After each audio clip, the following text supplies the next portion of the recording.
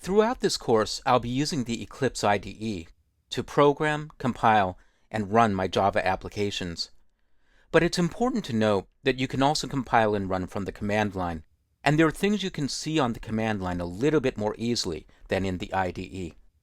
I'm going to use an existing project. I'll import the project from the exercise files folder using the import command and selecting the root directory under exercise files of 03 getting started command line. I'll complete the import process. I'll open the application that's in the default package of the project, and this time the name of the class is main rather than hello world. You can name this main class anything you want. The only real requirement is that the initial character be uppercase, in this case the letter M, but you can name it anything you want as long as you follow Java naming conventions. You can't use any spaces or special characters, and that initial character really should be uppercase. Once again, this is an incredibly simple application. It's outputting a string to the command line. With the application open, I'll click the Run button. The application runs, and the console displays the outputted string. Now let's go to a command window. On Windows 7 and Windows Vista, click the Start menu and type CMD and press Return. That will open up a command window. If you're working on Mac, go to the Applications folder, to the Utilities subfolder, and open the Terminal application. On either Windows or Mac, you should start off at your home directory, users / and your username. If you're working on Windows XP, you should start off at the Documents and Settings folder and then your username. Now change to the Desktop folder. Type CD Desktop. On either Mac or Windows, you can type the beginning of a folder name and then press the Tab key. So now I'm going to move to the Exercise Files folder by typing CD space and then EX and then press Tab. If you're working on Windows, the case doesn't matter, but if you're working on Mac, it does. Mac is case sensitive. So now I'm in the Exercise Files folder, and I'll move down a directory into the Chapter 3 folder, typing CD space 03, pressing Tab, and now I'll add in a slash. If you're working on Windows, use a backslash, and if you're working on Mac, use a /, and type the beginning of the project name, COM, press Tab again, and then press Enter or Return, and you're in the command line folder. Type dir on Windows or ls on Mac, and you'll see a listing of the files in the directory. You should see 2 files starting with the dot, the class path and the project files, and a folder named bin and one named src. List the contents of the src folder.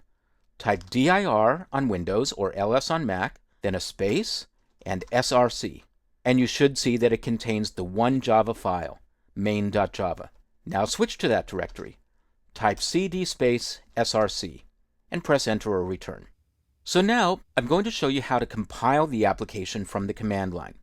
First I'll clear the screen. Type cls on Windows or clear on Mac, and press Enter or Return. To compile an application, use the javac command. I'll type javac, all one word, and then a space, and then the name of the Java file, including the file extension, main.java. Regardless of whether you're working on Mac or Windows, this is case sensitive. Even though Windows is a non-case sensitive file system for the most part, Java is a highly case sensitive language. So type the name of the file exactly as it exists, with the uppercase M. Then press Enter or Return. If you don't see any output, that's good news. Now list the contents of the directory again, and you should see that the class file was created in the same directory as the source code file. Now to run the application, type java space, and then the name of the file, but without the .class extension, and press Enter or Return, and the application should execute, and the string should be output to the command line. Notice that when you execute the application, you're referring to the class as a class, not as a file. That's why you don't include the .class extension. When you compile, you're dealing with the file. When you run, you're dealing with the class. Now, when you compile in Eclipse, you may have noticed that you're creating the class file in a different directory, not in the same directory as the source code file. You can do the same thing from the command line. The javac command has a whole bunch of different options available.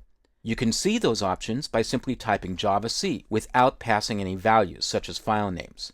Just type javac and press enter or return, and you'll see a listing of all the different options. I'm going to use this one, -d, specifying where to place generated class files.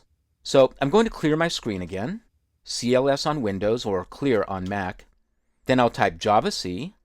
I'll once again follow that with the name of the file, main.java, but then I'll type -d space /bin using a backslash for Windows or a / for Mac. The result will be that the class file is generated in the bin folder. I'll type cd space /bin. I'll list the contents of the directory, and I'll see the new copy of main.class. Now, because I've changed my current directory to bin, I can run the class from here with java space main. Let's switch back to the source folder, cd space /src. And I'm going to show you one incredibly valuable thing that running from the command line will let you do. I'll once again clear my screen. Now this time when I compile, I'll use the verbose parameter. -verbose means tell the compiler to tell me what it's doing in the background. When you have issues with your Java code that you can't solve in Eclipse, sometimes seeing what the Java compiler is doing can be useful. Here's the syntax. javac, then the name of the file, main.java, and then after a space, -verbose, all lowercase. Press enter or return, and you'll see that the class is being compiled, but you'll see a whole listing of what's going on in the background. Up at the top, it says parsing started, main.java, and then parsing completed. So it takes a moment first to read your file and figure out what it's supposed to do. Now it looks for supporting files. The search path for class files is called the class path, and by default, it includes all of the jar files and classes that are a part of the core Java class library. Those are the files that are included with the JDK. Next, it starts loading classes that it needs. I've asked to use the string class and the system class, and also the printstream class, which has its own set of dependencies. So the compiler goes through all of its archived files and finds the classes that it needs to build this program. Not just my class, which is called main, but all of the supporting classes as well. Finally, it finishes the compilation and writes main.class to the file system, and tells you how long the whole thing took, less than a second. So that's a look at some of the things you can do working from the command line. You can do many of these things also in Eclipse by adding parameters in your run configuration, and I'll show you some of those options in the next video.